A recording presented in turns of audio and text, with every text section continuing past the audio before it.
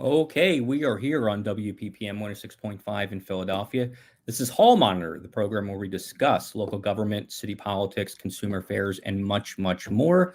My name is Larry McGlynn, and I am here with Lance Haver. Lance, how are you? I'm fine this evening. How are you? I'm great, thank you. So we have a big show today. We're going to first have an interview we did with Ashley Del Bianco, who is the Chief Grants Officer for the City of Philadelphia. And she also kind of has the dual role of helping manage the CARES funding and the American Recovery Plan funds that the city's getting. And it's a very interesting process, and she'll explain why her role as Chief Grants Officer was a natural fit for her to move into this. So that'll be interesting. We're also going to speak with Omari Burbine, who is the president of the Fraternal Order of the Transit Police, discussing some of the issues that we've been seeing with violence and other issues on the Septa platforms and how that works. And then Lance, you have a piece for us that we're going to be doing after we talk about those two. So let's start off with our interview with Ashley Del Bianco, the Chief Grants Officer for the City of Philadelphia.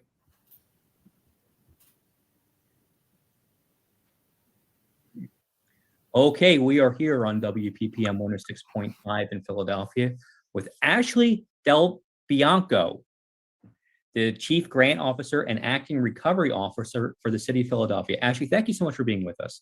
Oh, it's my pleasure. Thanks for inviting me. So before we get into the questions we're going to talk about with the American Recovery Plan, can you tell us what the Chief Grants Officer and the Acting Recovery Officer does? Sure. Well, the Chief Grants Officer role has been around for a number of years, and I sit within the Central Finance Office of the city, and I report directly to the Director of Finance. And the Grants Office has, as I said, been around for a few years. It's a relatively small office, and what we do is we support all the different city agencies, as well as sometimes city partners and community partners with resource development. Applying for, researching, thinking about strategically how additional funding beyond the city's own general budget can be secured for various projects or priorities. So we work with the various city departments to think about how they could seek federal funding, state funding, or even philanthropic funding, and work directly with them on that. So we're really more of a support, and we bring that expertise. We often help them with actually completing grant applications. And we also make sure that when the funding is received, it's appropriately managed, reported on, and that we're reaching the outcomes that were the intent of the funds. So that's what the Grants Office does. Now, as the COVID emergency happened, starting in March of 2020, we also in the city stood up a recovery office where we basically used that office as a way. We knew we were going to be needing to very carefully manage funding, and we were hopeful that we would be receiving significant federal and state funding to support the city's local efforts to respond to the pandemic, both in terms of public health and public safety measures, and ultimately down the line, economic recovery. And so the recovery office was set up again within the finance department, within central finance, as a way to be a kind of central activity center or hub for governing those dollars and making sure that, again, we were appropriately using them, we knew how to report on them, and that they were going to the right places to sufficiently resource the various emergency activities of the city. As the pandemic continued beyond what we had initially thought, we actually decided, look, these offices kind of work hand in hand. We're going to merge them. So now we have a joint office of recovery and grants. So have you held that second position since the beginning of the pandemic? I was actually, no, there was a separate person who was named as recovery officer. And she and I worked in tandem, basically from the beginning back in since March 2020, and then gradually mutually decided, let's just merge our offices. So she was recovery officer. I was chief grants officer, and she departed the city. She left that role in this past summer, July 2021. So I basically have been acting in that additional recovery role since that time. And to be doing that since the beginning of the pandemic, I in whatever capacity you were doing it, It must be stressful and quite a challenge, I would think. Yeah, it is. It has been a challenge. We've all taken it very, very seriously, as you can imagine. But one of the things that I found really rewarding is that I've been able to bring expertise and experience to actually support my colleagues and support all the people around the city who've been responding. We're basically here in support of them so that they can carry out their duties. They have been extraordinary, whether it's people in the public health department, emergency management, police, fire, prisons, all over the city. People have been completely turning all their attention to the way in which we can serve and protect. And our role in finance is really to make sure that they have the resources to do that. So it's been stressful, but it's been rewarding too. And one of the things you had mentioned is federal funding that has come from Washington to help us sort of steel against the pandemic. So can you walk us through the process by which the city received its American Recovery Plan funds? Right. And actually, maybe what I should do is back up a second to the beginning of the pandemic, because there actually have been several legislative waves of funding that has come to the city that people may have heard about in the news and have been following. So initially, back in spring of 2020, two things happened. The first was that the federal government acted quickly to establish and pass legislation called the CARES Act. And that was a set of funding that was initially stood up that included funding for direct aid that went to both state and local governments to help us to respond. And it also included specific packages of aid that would go to individuals and to businesses. So in other words, individuals received stimulus checks, businesses were able to apply for PPP loans. And those were a whole package of activities that was part of the CARES Act. So that was passed in 2020. And at the same time, the federal government declared a disaster or an emergency nationwide regarding the pandemic. And that opened up the ability of the federal government to use FEMA, or the Federal Emergency Management Administration, to respond to the emergency situation and provide resources and funding too. So those were two major things that happened in 2020. The CARES Act funding, we've actually continued to be able to use up until this time. That funding is actually sunsetting at the end of this month. December 31st, 2021 is our last eligible period for spending the dollars that came directly to the city of Philadelphia for that coronavirus relief fund, or the direct aid to local governments. The CARES Act also included funding for additional federal agencies like the Centers for Disease Control, Health and Human Services, et cetera, that also gave specific grants for types of activities such as immunizations and all those types of things that over time have been used. So that was one package. The next package of funding that came along was called the Consolidated Appropriations Act. That was passed in December of 2020. And that was kind of additional funding after we realized that, collectively, the federal government realized this pandemic's not ending anytime soon. There are additional resources that are needed. So the Consolidated Appropriations Act provided some additional funding that continued unemployment benefits. It provided some specific grant funding that was available to local governments to use for disease control and things like that. And it also included continuation of that FEMA funding that I referred to. Lastly, it established a emergency rental assistance fund, which has been hugely impactful here in Philadelphia. So that Consolidated Appropriations Act was kind of the second wave of funding. The third wave of funding is what you just referred to, which is the American Recovery Plan. That legislation was passed in March of 2021.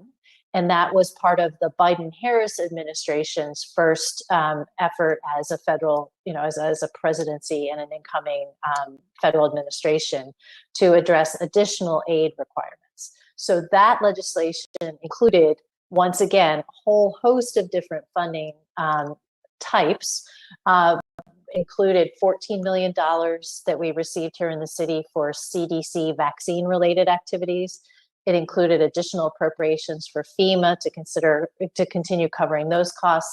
there were 42, I'm looking at my notes here, $42 million worth of home funds, which are governed by the Housing and Urban Development Administration, that went for homeless assistance and non-congregate sheltering during the pandemic. We received additional significant funding for other testing, COVID testing. And we received an additional tranche of funding for emergency rental assistance.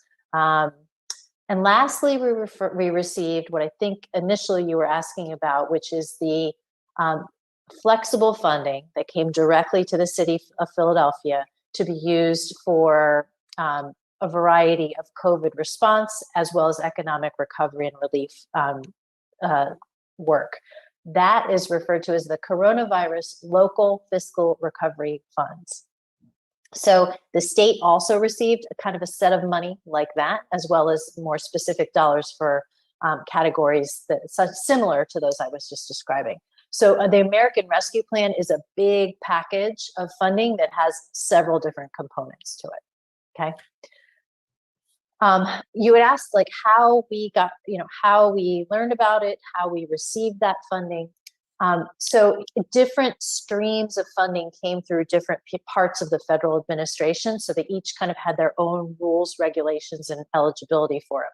So one of the reasons we were well positioned to manage that was we had set up this recovery office. So we kind of acted as, traffic cop and helped figure out how we were going to be using those funds, how to apply for them, what paperwork and grant award notices we had to submit, and how we had to report on them in order to qualify for continuing funding. So that's been a function of our office in coordination with our colleagues in central finance, within specific departments, and largely also with the city's central budget office. So the amount of money that the city of Philadelphia received in coronavirus local fiscal recovery funds, those flexible funds for economic and COVID recovery, was $1.395 billion, that's billion with a B, dollars. The way in which we learned we were getting that is that the federal government actually set up specific allocated amounts for states and for particular major cities or major jurisdictions, and we were one of them, as Philadelphia is the 6th largest city. So we received 50% of that as upfront funding. So we currently have $698 million worth of funding in our coffers now as part of the American Rescue Plan, CLFRF. And so that is available for us to spend through 2024. That's the performance period. It starts in 2021, goes through 2024. So that's where we are now. Well, so you gave me a lot of information there, which is wonderful. So let me just backtrack a little bit, because when people hear, okay, we received X amount of money, and now let's do something with it. That's how people hear it. But there's a lot of steps that go through it. Logistically, it's a huge challenge. And you've been in the middle of it from the beginning. So when those funds come in, if they're earmarked for something specific, I would think that's maybe a little easier, because then okay, this is going to commerce, or it's going to housing, or it's going to this. But is there still a process where you have to say, okay, we know we have, say, $30 million for housing. How are we allocating it? Is that an extra step, or is it so well defined by the federal government that you kind of know it's going to this, it's going to this, it's going to this? Or do we have some wiggle room there? If that makes sense. I'm going to give you a highly unsatisfactory answer, which is it depends. Okay. In many cases, so in order to get the funding out quickly, one of the ways in which the federal government operated was, and this was good, they used existing administrative funding streams. So existing grant programs that were already in place within a specific federal agency, such as the Centers for Disease Control. And what they did was they put dollars that were to be used for, say, vaccinations or COVID testing into kind of those existing grant streams, so that they could just push that money out and slightly changed the guidance and the eligibility rules about how you could use it so that it was expanded to include COVID, which was, as we all know, a brand new thing.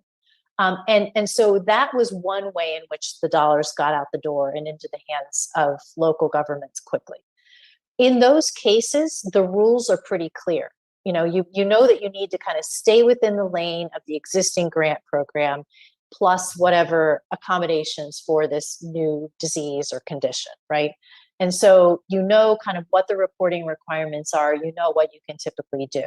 So, for example, the Department of Public Health is very used to receiving particular streams of funding from the Centers for Disease Control because they do flu vaccinations every year, or they do the work with AIDS funding every year, HIV monitoring and testing. So some of those existing grant streams, we were pretty well equipped to set up and handle. But each grant comes with a specific set of guidelines and a specific set of grant award conditions. And so whenever we get that funding, the city has to literally sign on the dotted line and say, yes, we agree to use this funding in the appropriate way as outlined in this particular grant award and according to the grant conditions. So that's how that generally works. So it varies from federal grant source to federal grant source as to what the eligibility requirements are.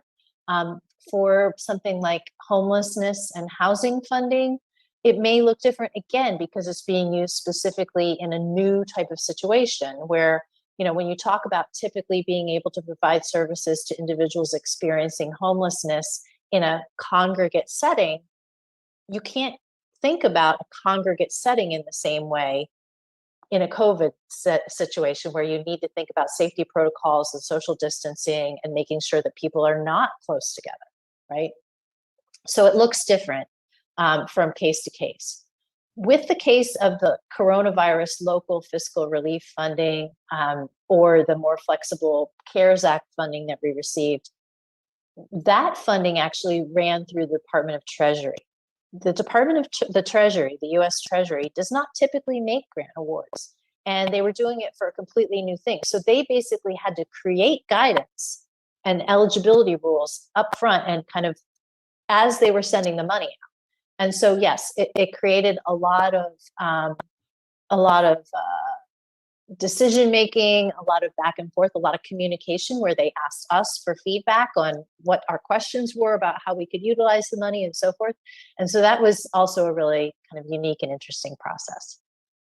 And I can understand how that would be a challenge too, because now there aren't any or there aren't as many guidelines, and it's trying to feel out what could we do, what we'd like to do. So let's talk a little bit about this flexible funds. So between the time the city realized, oh, there is going to be federal money, and the time the city received it, what kind of discussions or preparations were you going through? Was it something like, okay, if we get this amount, we think we can do this? Or is it more like, we have to highlight different things and these are our top priorities? How does that work? Well, one of the things we did was we established, in addition to establishing kind of this recovery office, we also established what we called the Recovery Steering Committee, which is a governance structure for making decisions about the use of funds and identifying priorities, right? And so our Recovery Steering Committee consists of people who sit at high levels within various major departments in the city. And we convene regularly. I mean, when the pandemic first started, we were convening really regularly. We still convene and still talk about these things, but we used it as a mechanism for the issues and priorities to kind of come up from the frontline situations that folks were seeing in their individual departments and come up to us for decision making. And so that we knew that at least in broad strokes, what our priorities were going to be, and then what resources we might have to be able to direct to them. So for example, when we first received CARES funding, again, back in 2020, our Recovery Steering Committee was the body that made recommendations about how we would utilize some funding for small business relief and how much of that funding. or for emergency assistance to support rental assistance. There wasn't yet a rental assistance program, but were there ways that we could at least help with housing counseling or stopping evictions or things like that in some way? So those were the types of decisions that the steering committee was making. We were also making decisions about what types of resources we could direct to actual public health and public safety functions, such as making sure that individuals who were losing their jobs and needed emergency food, expansion of emergency food programs, or making sure that since the schools were closed, families were able to get food in coordination with the school district, which typically would be providing meals directly for children in schools. So those types of coordinating activities were really important. And then, of course, all of the actual COVID mitigation measures. But that recovery steering committee functioned in a way to help us make those decisions. And we had various committees underneath it, or working groups underneath it to help. That process still exists. And if someone wants to learn a little bit more about that, we actually have on the city's public website, phila.gov, we have a recovery web page and a whole site, which includes a description of how our office has been functioning. It also includes all of the public reports we've had to submit on the ways in which we're spending those CARES dollars, the coronavirus relief funds, and so forth. So it's a great resource if people want to dig a little more into it and understand how we've been using our resources. And this is one of those kind of situations where there isn't any precedent. Really, you have to sort of make. It almost feels like to me anyway. You have to make decisions on the fly. There's only so much prep work you can do when you realize as soon as we get these funds, we kind of have to get them out to people to help immediately. How often does sort of the plan change? You think, okay, maybe we're going to do this, and then something happens and we got to move to this. Has that been a common occurrence? Absolutely. I mean, I think everything's been fluid. And, the city does, I would say there is some precedent for this in the sense that back in the Great Recession, back in 2009, 2010, the city also followed a model of establishing kind of a recovery structure to help. That was, of course, more economically focused. It was not about a disease showing up. But there were many things that really helped us to be able to kind of revisit the way in which we did things then, and to also help us anticipate, frankly, some ways in which the federal government might respond, because we could look at what happened back then and the ways in which the federal government helped to make resources available at that time. Another thing we did was we stayed in touch with our peer cities and stayed in touch with other regional jurisdictions and with the state. What are other people doing, and how do we develop our resources and attribute them appropriately in that way? And the final thing we've done is we have relied a lot on our Office of Emergency Management, which is actually a function of government that exists always and responds to everything from winter snowstorms to major disasters and pandemics, and has a kind of strategy for standing up a structure, an emergency operations center, to be able to manage this. So those folks have been doing a lot too. We also actually hired a consulting firm to assist us, a firm that has a lot of experience in managing and responding to federal disaster or to natural disasters or other types of disasters. And they have been assisting us to actually, how to put in place best practices for managing the dollars and helping. They don't make the decisions, we make the decisions, but they advise us on it. So that's been helpful as well. Sure. And of the nearly $700 million that the city's received from the federal government in this tranche of funds, how much has been spent so far? Well, a story of this, I should back up a little bit and say, as I said, we have multiple years in which this. Mm-hmm. You and folks that are listening may also be aware of the fact that the city must prepare not only an annual budget each year, but also a 5-year plan, which is basically a rolling financial plan and a set of performance measures that it develops, provides, and submits to the Pennsylvania Intergovernmental Cooperation Authority, or PICA. And that entity is responsible for reviewing and approving the city's 5-year plan. It's actually a really helpful process in any time to kind of set that rolling 5-year plan. But during this time of response and recovery, it is also a valuable tool in terms of planning for resources. And here's the key thing about what we know about our budget right now.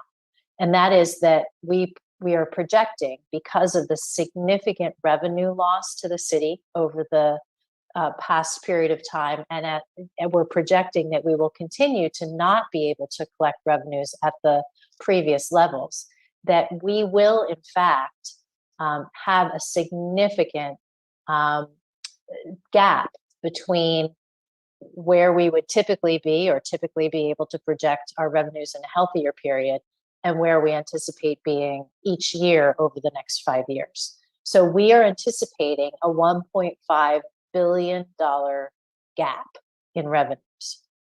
And remember, we're getting about $1.4 billion in local fiscal recovery and relief. We have made a decision as the city that because of that gap, we are going to do an allowable thing, which is to use all of the funding for revenue relief. In other words, over the next 5 years, we will be using the funds that we will be receiving for the ARP local fiscal recovery funding to provide additional resources to our city general operating budget to accomplish the things that we want to accomplish as a city. So it will basically be in support of existing city priorities. And if we were not able to use the funds in that way, we would be facing really severe budget cuts. Sure. And you know, that amount of money over 5 years is significant, especially when we talk about the city budget, where it feels like every dollar is already accounted for before you even sit down to figure it out. To lose anything out of that is a major issue. So considering what you just told us, does it seem unlikely then that the city will be able to use any of these funds for long-term investments? That 20 years from now, we'll see the fruit of that kind of those funds now. But it sounds like that's not really the case. We're just trying to make sure that we don't have deficits. Well, I guess, what I would say is it depends on what you think of as long-term investments. I mean, I think the city overall always tries to plan for the services it's providing and the investments that it's making as part of its annual process as something that does have a lasting impact and that improves things over it contributes to longer term outcomes. But no, we are not being able to stand up a new capital project, for example, in a way that we would have potentially been able to do if our revenues were healthier and we were able, we didn't have such a negative economic impact because of COVID, right? Right. Sure. I would say though that there are some good things on the horizon in terms of again, the federal government, I think, has been prescient in anticipating that it's not just one source of funding that's going to help the economy overall. We're looking at how do we use all of our tools to do this, and the Infrastructure Investment and Jobs Act, the IIJA, that just passed recently, does have significant infrastructure funding opportunities there. And so one of the things that we as a city are looking at is we're kind of repurposing or expanding, I should say, our recovery steering committee to say, okay, well, we have our ARP and we need to make sure that that we're spending these funds and managing and reporting on them appropriately over this period of time. But how else can we also be strategic and think about the infrastructure opportunities that'll be coming? There'll be both competitive grant opportunities as well as formula funding in transportation, sustainability, climate, jobs, all those types of activities, broadband. Those offer us opportunities over the next several years to be thinking strategically about those longer term investments. So that again, there are kind of these multiple funding streams that we can look at. Right. And the city also benefits because the school system's getting a separate amount of money. I think the airport is getting a chunk of money too. Correct. So it's all coming from different places and benefiting in different ways. So long term, and when I say long term, I'm thinking of the life of the drawing down period on these federal funds. Do you envision your office sort of being the manager and point office for those funds until that period is over and maybe beyond? Well, I would say we will do that in close coordination with all of our colleagues in central finance. So that the budget office, the finance director, and with other cabinet members within the city administration to make those decisions about operationally how are these being applied. But yes, ultimately our office will take responsibility for doing the reporting on how these funds are being used, right? And that will happen over the next several years. So yes, that'll be something that I think we will have a recovery office in the city for a while. I can imagine. Do you think that now my understand my belief anyway is that the infrastructure bill is really an extension of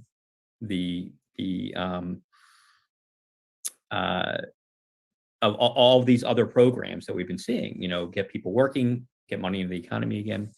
Do you think that over the next few years, there might be any more federal funds coming to the city in any way, shape, or form, or are we kind of past that now? And they're hoping we sort of get back to normal in the next few years? That's a great question. Well, I will say that the Infrastructure and Jobs Act will actually play out over probably 5 to maybe even 10 years in terms of how the money actually rolls out. So the way in which I was describing before, that there will, that in the past 20 months, the federal government has used kind of its existing grant programs to get money out the door, so to speak, to respond to the COVID emergency. I would say that it is anticipated that the Infrastructure and Jobs Act will similarly use a combination of existing grant programs and infusing more dollars into them, and updating the rules and the guidance and what you can use the money for to meet the particular goals of the Infrastructure Act, as well as potentially establish some new grant funds or new funding streams in response to some of those new requirements or new policy priorities at the federal level. So I think it'll be a combination of both. We will definitely see the benefit of that directly as the city and receiving local government if we're successful in competing for dollars and making our case as those various programs come about. The other thing that's happening is a significant amount of that infrastructure spending will actually go to the states. And so the state of Pennsylvania, in collaboration with its various counties and all of our jurisdictions here in the state of Pennsylvania, will be making decisions about how those dollars are distributed, such as transportation funding or job and workforce development funding and so forth. So it'll kind of be many different sources, I think. Okay. Ashley Del Bianco, thank you so much for being with us. You're welcome. Okay, you are listening to Hall Monitor on WPPM 106.5 in Philadelphia.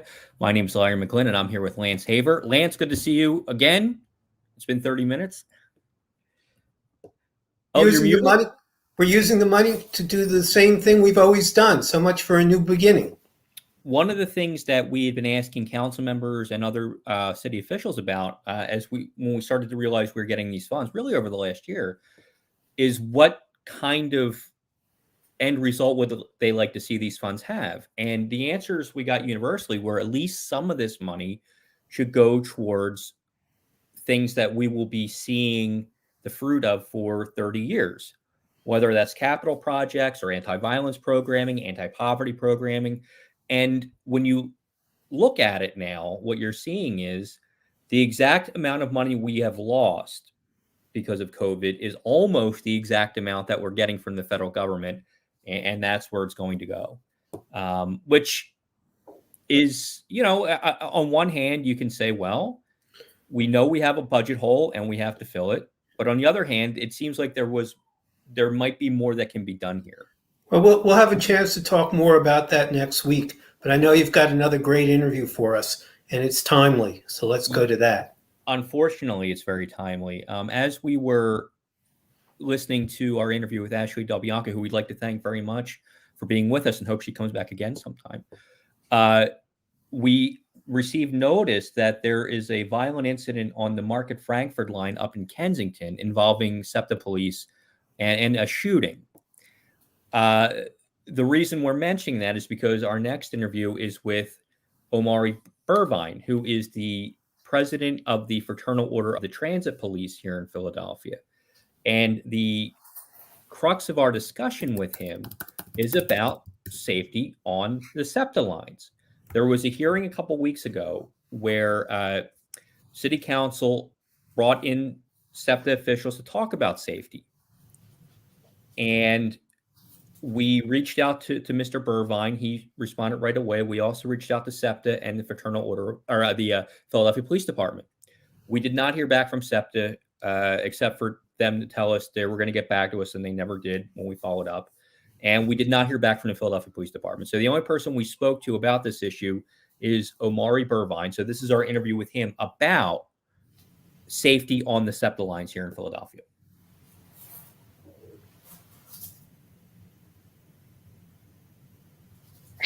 All right. So can you tell me what exactly the main function is of the transit police?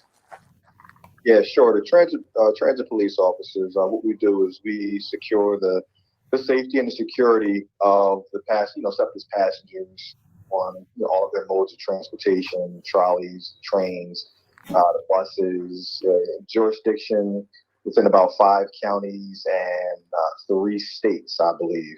Oh, okay. According to the Transit Police website, there's about 260 members. During the hearing yesterday, the chief said there's about 213 members. How many actually are there? Which number seems more accurate?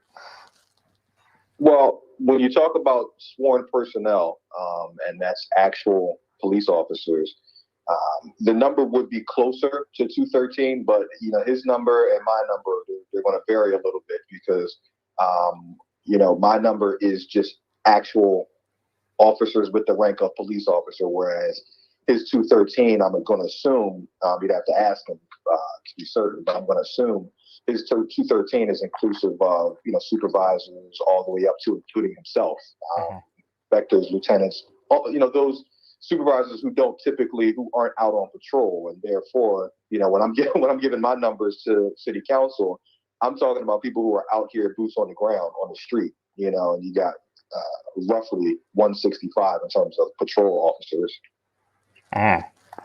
So how many transit police are on duty at any one time? Yeah, what we have is 3 different shifts that was put up over here. So we have our what we call our A tour, which is 11 p.m. to 7 a.m. generally speaking, 7 a.m. to 3 p.m., which is B tour, and then our C tour, which is 3 p.m. to 11 p.m. And the first 2 shifts are split evenly. We kind of, unfortunately, run with a skeleton crew overnight because we're so short. But I would say, I can just give you an example. The day of the hearing, I had pulled the numbers of the exact amount of officers that was on the street. And I believe for the morning shift, which was 7 a.m. to 3 p.m., we had about 33 officers. And for the evening shift, which was 3 p.m. to 11 p.m., we had about 29 officers. And typically on that overnight shift, you're going to have even less than that, typically somewhere between 10 and 15. So, and this is one of the things that really surprised me. We're talking at most on Monday, 33 officers. That's correct. And that's for the entire area Septa covers. So not just correct. Philadelphia, but Delaware County, Montgomery County, Chester County, Bucks County. Yeah, that's correct. You're talking about 5 counties, to my knowledge, and you're touching, different parts of 3 different states, and you're patrolling with 33 officers and maybe 5 vehicles at most. So how is that possible? Like how do you take so few officers and have them spread out in such a large area? Well, I guess at this point, it's really out of necessity. I mean, ideally, you'd have twice that number, 3 times that number even, but unfortunately, that's just not the reality of our situation with our issues with being able to hire the requisite amount of officers that we need to keep the system safe, and also with our inability to retain the officers that we do have, which is a much bigger issue. So when you have 33 officers, are they all sort of concerted in one area? Are they spread out amongst the areas of more concern? How does that work? Yeah, what we have currently, and what we used to have is a little bit different. But I'll just speak to what we have currently. We have 3 patrol districts, and they're split up over the Market Frankfurt line and the Broad Street subway. So the entirety of the Broad Street subway line, and that's going to be from Fern Rock Station to what's now NRG Station. That's one district, and the Market Frankfurt line is going to be split up into 2 separate districts. It's 69th Street to about 15th Street, I believe. That's going to be one district, and then 15th Street to the FTC. That's going to be another district. So the numbers, that 33 officers, you have to split that 3 ways. Usually not evenly. It's typically weighted by, I think, their crime statistics is how they weight, where they put the most officers. But yeah, you got to split that over those 3 sections of of the transit system, and that's where you end up with those numbers. So those are real. The Broad Street line and the Market Frankfurt line are really the only 2 lines that get police coverage. That's correct. I mean, we have our special operations response team, which on any given shift is maybe about 10 guys. And that's also our mobile response unit. So they are the units that have our vehicles. So they're assigned in the general vicinity of these coverage areas, and they're able to maybe respond to calls on buses or trolleys. But again, we're very limited in how many of them are on the street at any one given time.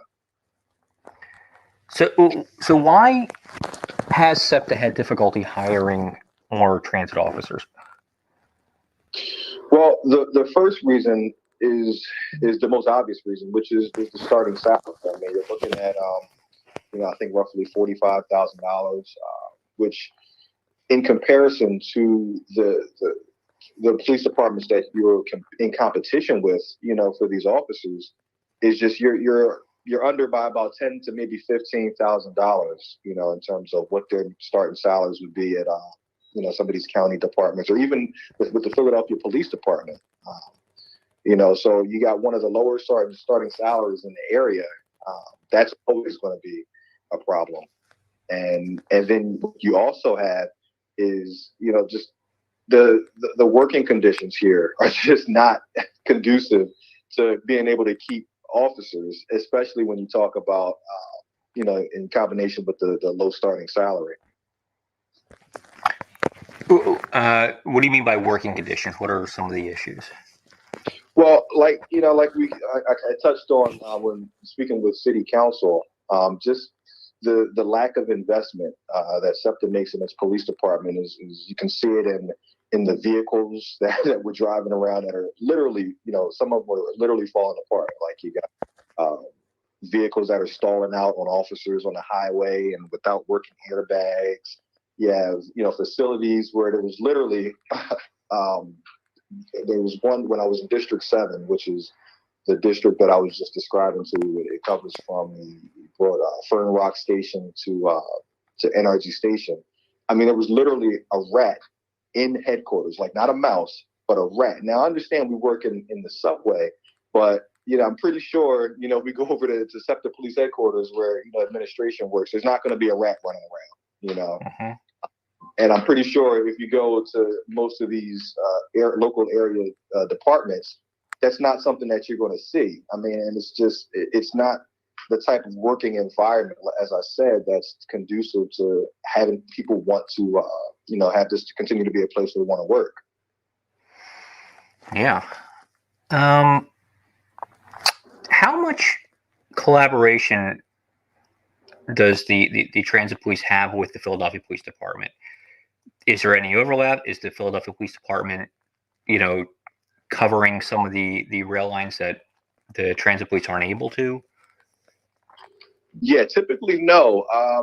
When there's a call, I mean, even if someone was to call, let's just say, for instance, if you were on one of these rail lines that was, traveling throughout the city, if you were to call 911 and you're on board a Septa mode of transportation, typically they're going to transfer you. 911 is going to transfer you over to our dispatch, and we're going to try to dispatch, whoever's we have available to your location. Now, the only time that I've seen that you're going to have Philadelphia police respond to these locations is if we just don't have anybody to send, which happens more frequently than you would think. So if you didn't have somebody to send, somebody calls 911, 911 sends it to your dispatcher, and then your dispatcher sends it back to 911? Yeah, at that point, we would. What typically happens, from my experience being up in the radio dispatch room, is the call will come in. It'll come in over the city's band to us, and they'll transfer the call. If somebody calls 911, they'll transfer it to us, and we'll take the call. Our dispatcher will then take over for the 911 dispatcher. They'll speak to the individual that's placing the call for service, and after they hang up, they'll put the call out to see who's available in terms of our officers to be dispatched. And, if there's nobody available for us to send, usually a supervisor will come over the air, they'll make the call. Hey, listen, we're going to have to send the locals, which basically means whatever the local jurisdiction is that, where the call for service originated, that's where we're going to have to send, because we don't have anybody. How long does that take? That's a considerable delay, because, again, remember, you're calling 911 and you're expecting someone to pick up and say, hey, we're all right, we're on the way. But then you get transferred to Septa police, who then you have to basically repeat the same story to them. And then they then have to dispatch it, only to find out, hey, we don't have anybody. And the supervisor has to come on, make that call to get back in contact with the locals. So you can imagine.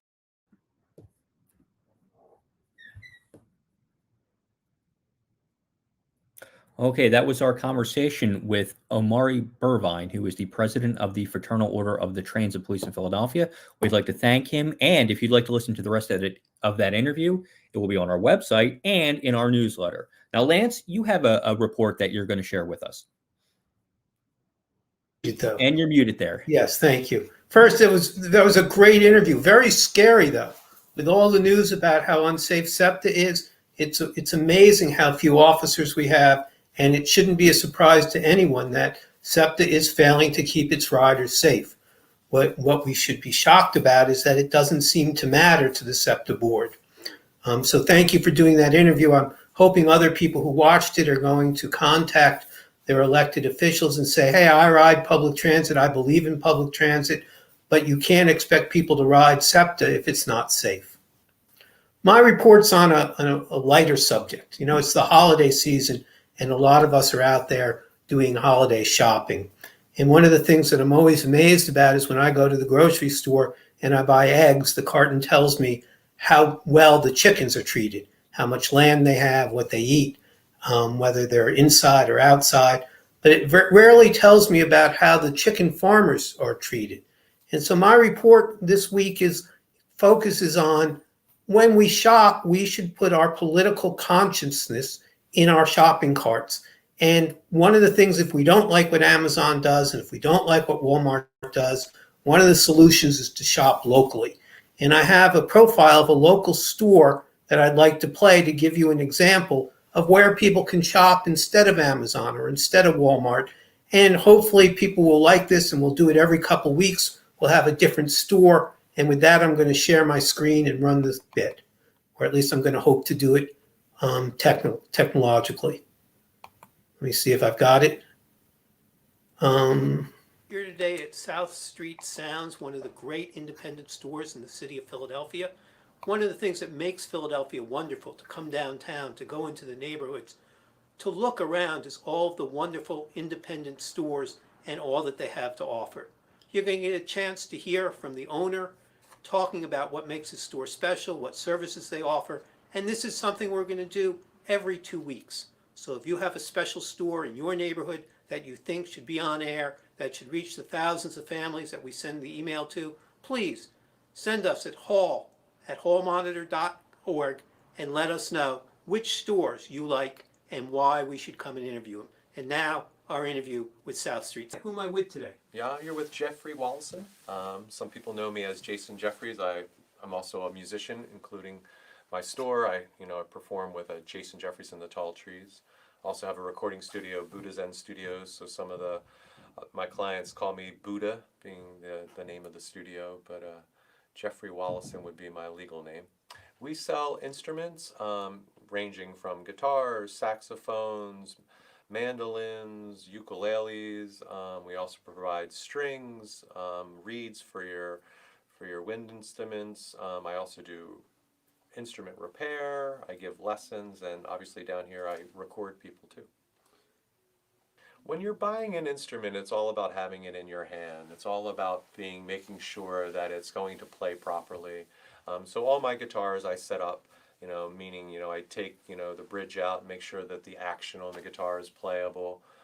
There's a lot of times you could purchase something online and you'll get something that's not going to allow you to progress in learning music. So you get a whole hour of my time to come down here, and I really don't like selling instruments to people.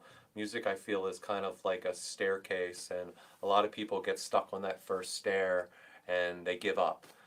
So I'm kind of here to provide, reasonably priced instruments. Everything a musician is on that first step, then they're on their way up the staircase. Definitely know that there's a lot of people who come in and have said, oh, I'm looking at Amazon, I've been looking here, I've been looking there, for a guitar, and, they don't know if they want a steel string guitar, they don't know if they want a classical guitar, they don't know if they want a 3/4 size guitar or a full size guitar, a jumbo guitar.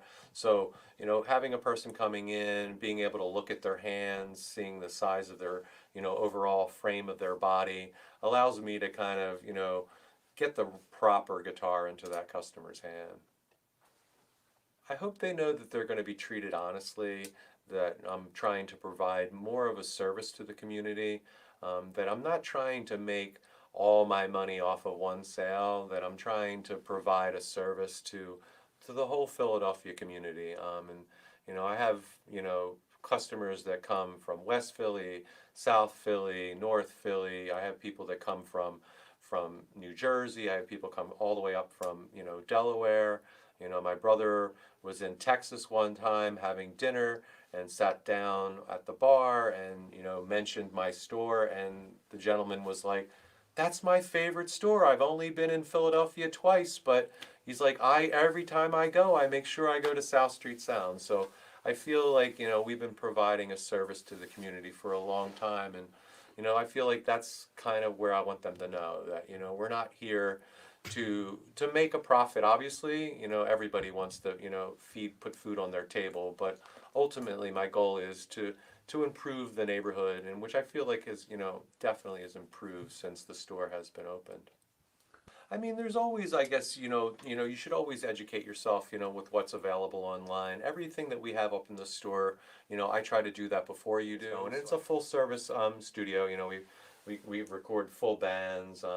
There's a punk band from the 80s called the Dead Milkmen that actually had recorded their last album, The King in Yellow, here. So we've had a few famous clients, but for the most part, we've been recording, people from the Philadelphia and, tri-state area, at reasonable prices for almost 18 years now. Great. What could the city of Philadelphia do to help you stay in business, keep going, provide the community service that you provide? That's a great question. I mean, like, if you would have asked me that when I first opened, I would have said, put lights on my street, and they did. I mean, the lighting, initiative in Philadelphia was just such a great positive for the business. Things like that. I love my city. I love the city of Philadelphia. I came here when I was 20 years old. I've been here for almost like 35 years now. And I've seen the city just grow and grow every year. We definitely have some good people in City Hall that have, definitely thought about those things. And, there's free parking they provide on certain days of the week. A lot of things that they've been doing, just the outdoor, letting the bars have, seating outdoor, people are on the streets more, has helped a lot with, my business. So it seems like they've got some good ideas. I wish I had, the silver bullet to tell you what would, be the best thing for them to do. But it seems like they're getting their hands into most of the things that I would require. One of the things people love to do when they come to conventions is shop.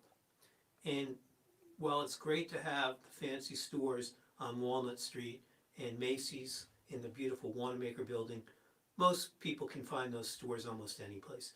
It's stores like yours that are unique, that are special, that make the city more livable. Does the tourist board put anything out to help independent businesses like yours? I feel like maybe that could be something that could happen. The tourist board I think could do something. So, that would be a great thing, if the tourist board could, make, people more aware of the smaller stores, because we do have a plethora of awesome stores in city. And you're exactly right. I call my store the land of the misfit toys, because there's no place you can find some of the things that I provide. So, going to some of those big box stores, you're not going to see what we see. And there's plenty of people that have come through, and they told me that this was the highlight of their stay in Philadelphia, that I brought them down in the studio. I played some music for them that was recorded that they've never heard before in their life, showed them instruments from different parts of the world that they've never had a chance to see. And, it's a memory that stays with them. Hope our viewers enjoyed that. It's a unique store. It's not far from where I live, so I walked by it many times. A chance to walk in and have a look around. But it is what makes cities unique. It's the density that allows for independent stores to exist. And one of the big differences is a store like Walmart has an MBA, a corporate buyer, who's putting on the shelves what the product that has the greatest profit margin for the store is. An independent store puts on the shelves what they think is the best for their clients, for their consumers. And so if you're an expert, if you're somebody who knows exactly what you want, maybe it makes sense to buy online. But if you're someone who's just getting involved in something, who's got an interest in something, going to a local store where there's a knowledgeable person who you can talk with, who can help you decide what's going to serve your purposes, really makes a lot of sense. I mean, often we're confused. We're told to shop for the lowest price. But that's really not the best thing for consumers. The best things for consumers is to shop for the best value. And that means consider what you want and be reasonable. You can't buy a fancy car for $2,000 and expect it to work. But you can think about what you want to buy and be willing to put money aside to spend for that. So with that, when you do your holiday shopping, I hope you'll consider the independent stores and help keep money in the Philadelphia area and help build wealth for business owners. No secret, Amazon's got enough. They don't need any more. That's right. And the thing about it is, when you buy at a store like that, you're not just getting the instrument, you're getting all the other. That's somebody who wants to work with you beyond the sale to help you learn it and make it a great hobby. Well, Lance, thank you so much for doing that. We want to thank Ashley Del Bianco and Omari Burbine for being with us. We will see you next week on Hall Monitor.